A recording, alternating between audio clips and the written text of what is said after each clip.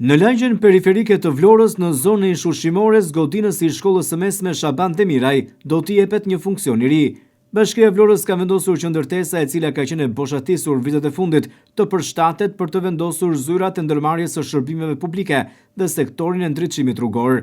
Kjo shkollë mbeti bosh pas bashkimit të arsimit 9-vjeçar me atë të mesëm për shkak të uljes së numrit të nxënësve në zonë.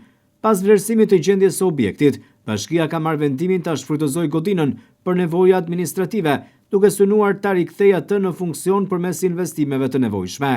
Sipas burimeve nga institucioni vendor, godina kërkon ndërhyrje për pastrim, sistemim dhe mobilim në mënyrë që të jetë e përshtatshme për punonjësit e ndërmarrjes.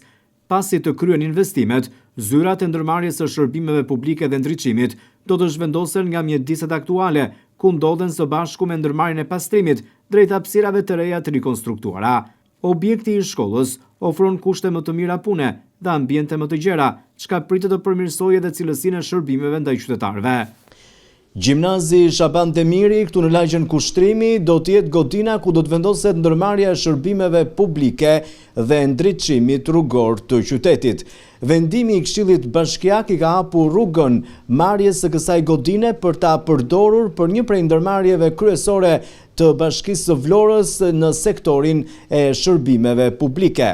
Megjithatë, do duhet një punë relativisht e konsiderueshme për ta bërë gati godinën, pasi si kundër ndishni edhe nga pamjet, godina aktualisht është me bankat apo thëndryshe orendit që i kanë shërbyer gjimnazit. Ndaj do të duhet që ky ambient të mund të përshtatet për zyra për një prej ndërmarrjeve, siç e thash, me një funksion shumë të rëndësishëm, siç është ndërmarrja e re e shërbimeve publike dhe ndriçimit rrugor të qytetit.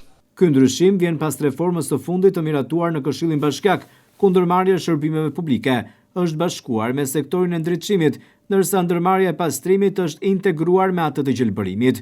Riorganizimi synon rritjen e efektivitetit dhe menaxhimin më të mirë të burimeve njerëzore dhe logjistike.